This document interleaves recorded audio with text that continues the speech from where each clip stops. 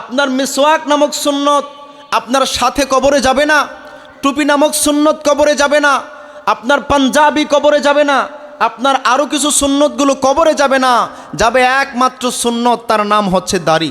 সুবহানাল্লাহ। ছেলেরা এখন মেয়ে হতে চায়, মেয়েরা এখন ছেলে হতে চায়। এটা শুরু হয়েছে ড্রেস আপের মাধ্যমে। এই জন্য আমার রসুল বললেন এই ড্রেস আপটাকে তোমরা বাদ দিতে হবে। ছেলে হয়ে মেয়ের ড্রেস আপ গ্রহণ কইরো না, আর মেয়ে হয়ে ছেলেদের ড্রেস আপ গ্রহণ কইরো না, তাহলে দেখবা যে এই বিষয়গুলো সমাজের মধ্যে আর উঠবে না। বলেন না সুবহানাল্লাহ। এই ছোট্ট বাচ্চার অন্তরের মধ্যে আল্লাহ রহমত ঢেলে দিল, বুঝতে পারলো আমি গালি দেই কাকে? যার মধ্যে এত সুন্দর আদর্শ আছে, যার মধ্যে আমার প্রতি দয়া আছে, মায়া আছে, আমাকে কত সুন্দর করে আগলায়া টাকা দিয়ে যায়, আমি আর কখনো এই রহমতের নবীকে গালি দিব না। সুবহানাল্লাহ। আমি রসুলের কোন উম্মত যদি একটা মাত্র মুর্দা সুন্নতকে পালন করে জীবিত করতে পারে রে উম্মত, তাহলে শুনে রাখো তার আমল নামার মধ্যে আল্লাহ একজন নয়, দুইজন নয়, তিনজন নয়, বরাবর 100 শহীদের সওয়াব দান করে দেয়। রব্বুল আলামিনকে তো আমরা দেখি নাই, তাহলে অনুসরণ করব কিভাবে?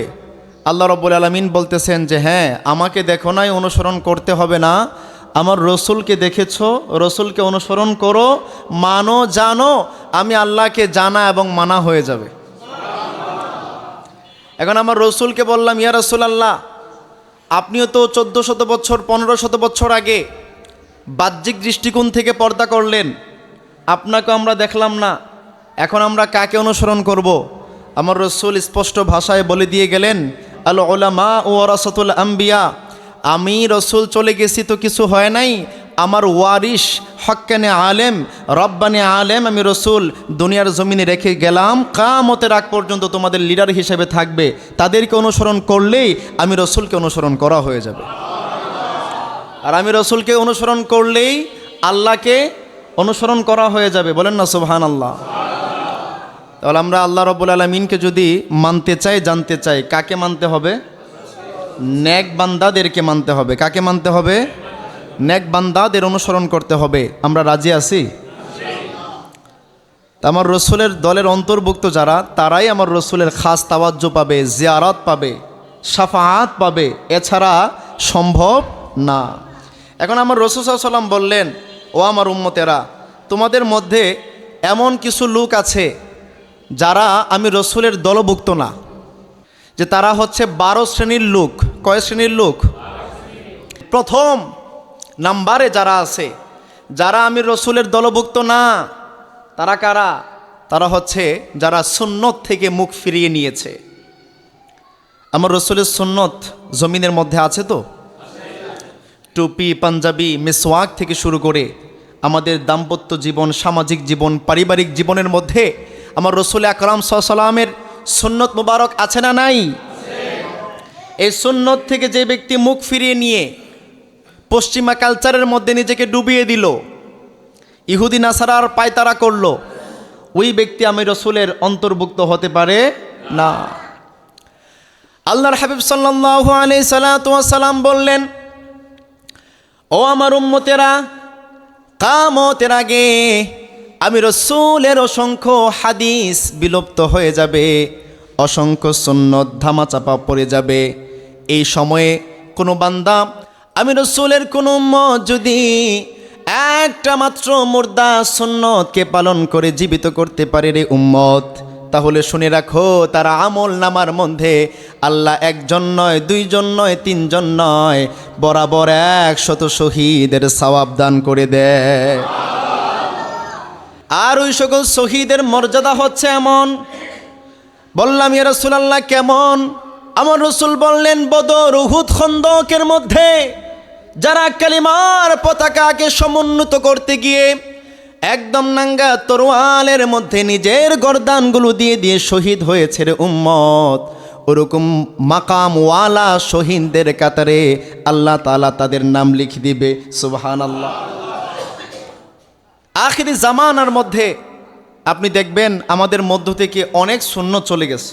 দাড়ির উপরে যে অত্যাচারটা চলে, এই অত্যাচার আমাদেরকে অবশ্যই নিজেদেরকে শুধরাতে হবে। আমার রসুল স্পষ্ট সহি হাদিসের মধ্যে বলে দিলেন, যেই ব্যক্তি আমার সুন্নত দাড়ির মধ্যে হাত দেয় ওই ব্যক্তি ওই দাড়ির মধ্যে হাত দেয় না, আমি রসুলের কলিজা মুবারকের মধ্যে হাত দেয়। বলেন না নাউজুবিল্লাহ। তাহলে দাড়ি মুবারকের মধ্যে হাত দেওয়া যাবে না। দাড়ি মুবারক হচ্ছে এমন এক সুন্নত, যেই সুন্নতটা দুনিয়ার গণ্ডি পার হয়ে কবর পর্যন্ত চলে যাবে। আপনার মিসওয়াক নামক সুন্নত আপনার সাথে কবরে যাবে না, টুপি নামক সুন্নত কবরে যাবে না, আপনার পাঞ্জাবি কবরে যাবে না, আপনার আরও কিছু সুন্নতগুলো কবরে যাবে না, যাবে একমাত্র সুন্নত, তার নাম হচ্ছে দাড়ি। সুবহানাল্লাহ। তো এই দাড়ির দিকে খেয়াল রাখা দরকার আছে না নাই? আমার রসুল বললেন, ওযু করতেছো উম্মত, পকেট থেকে মিসওয়াকটা বের করো, একটা খোঁচা, দুইটা খোঁচা, তিনটা খোঁচা দিয়ে রেখে দাও। আমি রসুল বলে দেই, তোমার প্রত্যেকটা খোঁচার মধ্যে আল্লাহ রব্বুল আলামিন অফুরন্ত রহমত দান করবে। আর শুধু তাই নাই, খোঁচা দিয়ে ওযু করে নামাজ পড়লা, এই নামাজের সওয়াব আল্লাহ রব্বুল আলামিন 70 গুণ বাড়িয়ে দিবে। তাহলে এরকমভাবে সুন্নতগুলো কায়েম রাখা দরকার আছে না নাই? নাকি মুখ ফিরিয়ে নিব? মুখ ফিরিয়ে নিব? সুন্নতের দাওয়াত দিবেন, একটা সুন্নত জানছেন, আরেকটা সুন্নত জানছেন, নিজে মানবেন, পরিবারকে মানাইবেন, অপরের কাছে পৌঁছে দিবেন ইনশাআল্লাহ। আল্লাহর হাবিব সাল্লাল্লাহু আলাইহি ওয়াসাল্লাম তারপরে বললেন, ও আমার উম্মতেরা, 2 নম্বরে যারা রয়েছে তারা হলো যারা বড়দেরকে সম্মান করে না। রাস্তা দিয়ে চলাফেরা করার সময় বুকটা চিতায়া চিতায়া চলে, নিজের দেহ বড় হয়েছে, টাকা হয়েছে, গরম দেখায়া চলে, এরকম যুবক সমাজের মধ্যে আছে না নাই? বাপ চাচাদের সামনে, মই মুরব্বীদের সামনে এভাবে বুক চেতিয়ে চলা তোমার গুণ না। যখন তুমি বাপ চাচাকে দেখবা, মই মুরব্বী বাবাদেরকে দেখবা, সালাম দিয়ে মাথাটা নত করে ইজ্জত সম্মান দেখিয়ে যখন চলে যাইবা, তখন ওই মুরব্বী বাবার অন্তর থেকে এমন এক দোয়া আসবে, যেই দোয়া আরশের মালিক কবুল করে তোমার মাকাম বাড়িয়ে দিবে। সুবহানাল্লাহ। মই মুরব্বীর দোয়া আছে। এরকম অনেক যুবক একদম নিঃস্ব ছিল, কিন্তু আল্লাহ রব্বুল আলামিন ঈর্ষান্বিত করে দিয়েছেন। ঠিক না বে ঠিক? আবার কিছু আছে ঈর্ষান্বিত পর্যায়ে ছিল, খুব উঁচু মাকামে ছিল, মই মুরব্বির সাথে বেআদবির কারণে, আব্বা আম্মার সাথে বেআদবির কারণে, মামা চাচা খালু এদের সাথে বেআদবি করার কারণে আল্লাহ তাআলা নিঃস্ব করে দিয়েছে। সমাজের মধ্যে এরকম উপমা আছে না নাই?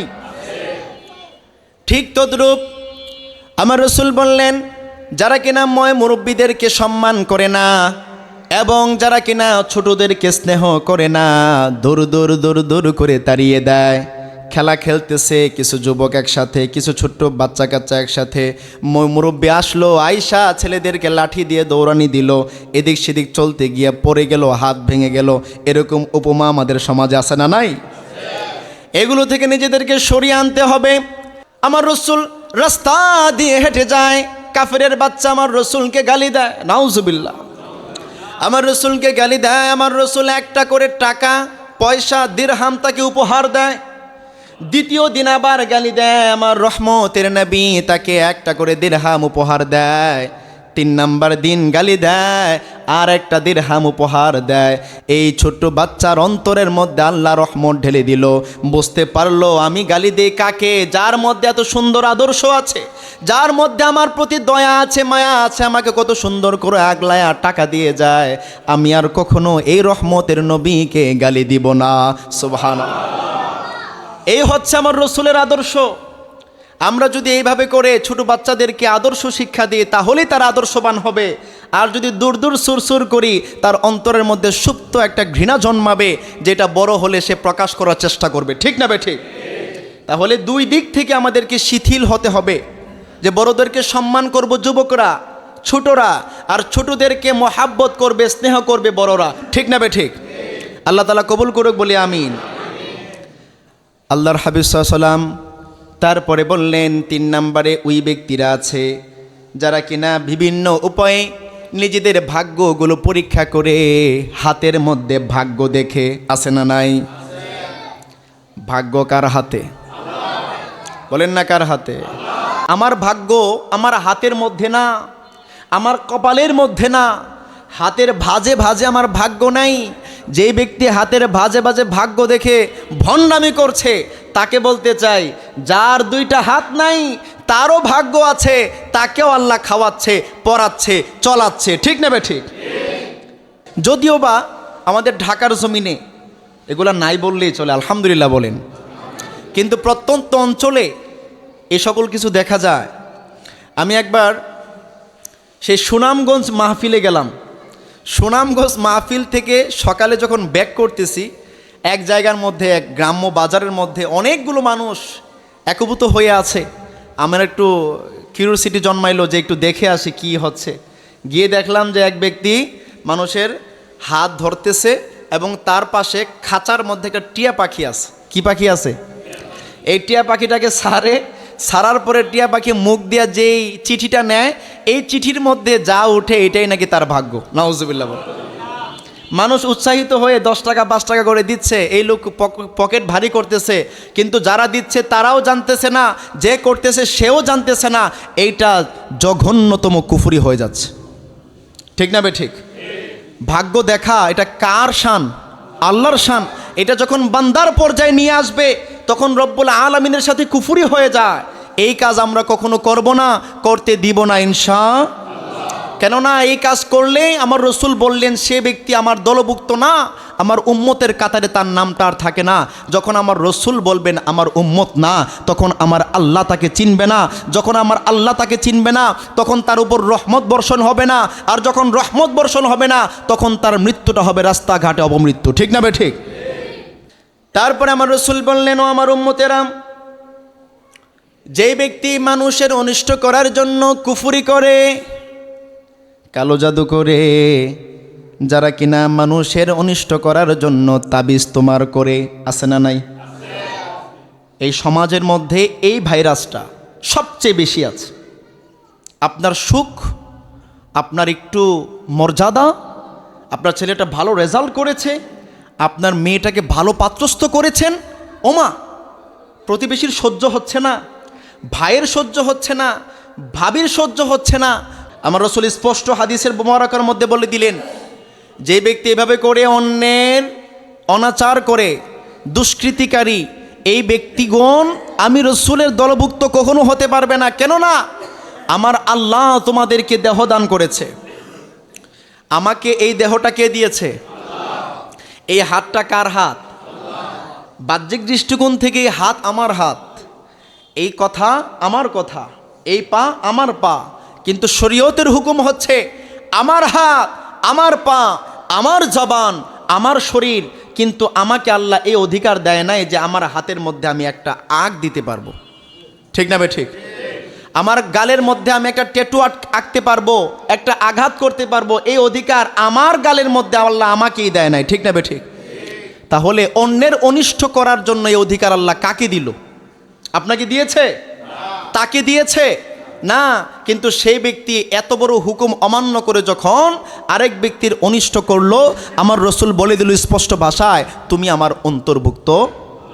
কিয়ামতের ময়দানে যখন আমার রসুল আপনাকে চিনবে না, তখন আপনি কার দরবারে যাবেন? কার দরবারে যাবেন? আমার আল্লাহ তখন কাহার হয়ে যাবে। আমার আল্লাহ বলবে যে না, আজকে আমার রহমান নাম অফসরে চলে গেল, আজকে আমার রহিম নাম অফসরে চলে গেল, আজকে আমার সত্তার, গাফফার, জুল জালালি ওয়াল ইকরাম সব গুণবাচক নাম অফসরে চলে গেল। আমি আল্লাহ কাহার হয়ে গেলাম। আমার রসুলকে আমি আমার উকিল বানায় দিলাম। রসুল যাকে সুপারিশ করবে, ভালো বলবে, উম্মত বলবে, তাকে আমি আল্লাহ নাজাত দিব, নচেত কেউ পার পেতে পারবে। আমার রসুলের দলভুক্ত হতে চাই আমরা। তাহলে এই ভাইরাস থেকে নিজেদেরকে মুক্ত করেন। সাবধান ভাই, বউর প্ররোচনায়, ভাবির প্ররোচনায়, এর হের প্ররোচনায় কুফুরিতে যাইয়েন না। অন্যের নষ্টামি করার ক্ষমতা আল্লাহ তাআলা আপনাকে দেয়। আমরা যাব?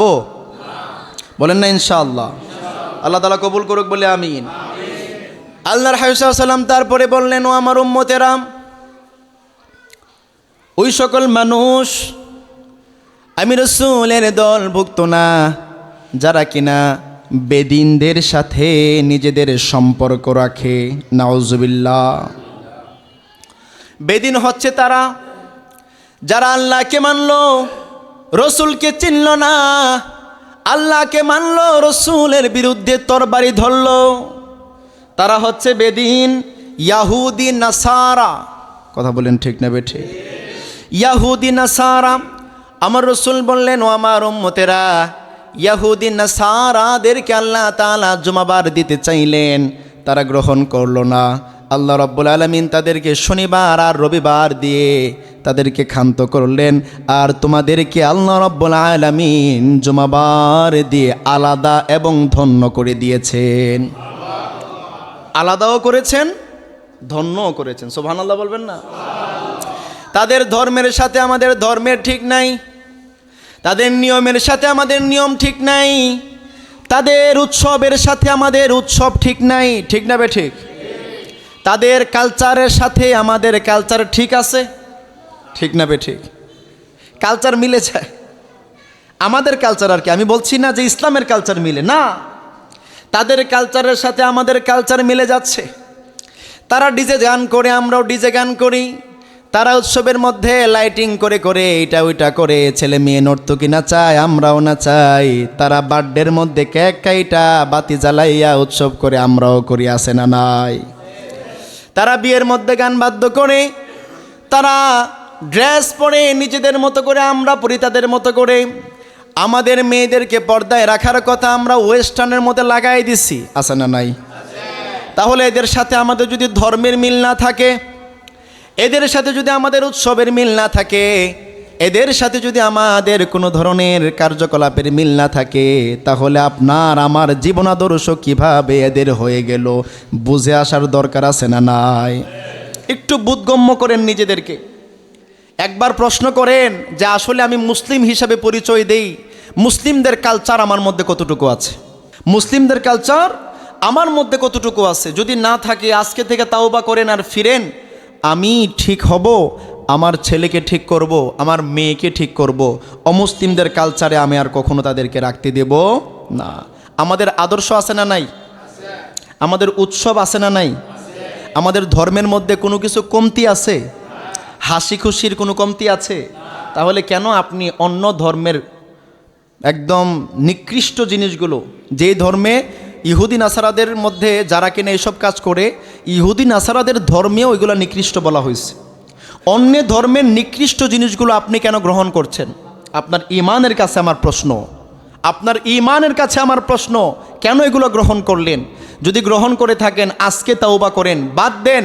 নচেত আমার রসুল বললেন তারা আমার অন্তর্ভুক্ত হতে পারে না, তারা আমি রসুলের দলভুক্ত না, উম্মত না। নাউজুবিল্লাহ।